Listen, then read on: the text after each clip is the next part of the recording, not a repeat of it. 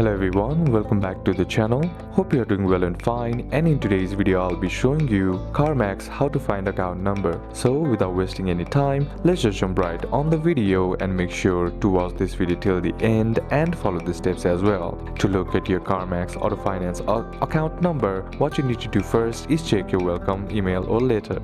After purchasing your vehicle, CarMax sends a welcome email or letter containing your account number. This document is typically sent shortly after you purchase and includes essential details about your financing. Next is to head over and open up your CarMax app, and then be sure to be logged into your account as well. Now once logged into your account, what you need to do is tap on your My Account or My CarMax option on the bottom of your screen, and then navigate to the CarMax Auto Finance dashboard. Now once you are there, your account number should be displayed in your account details. So these are a couple of steps that you can apply, and that's it for today's video guys. Hope this video was useful to you. Leave a like if it did, comment down any questions that you have, and see you soon on the next one.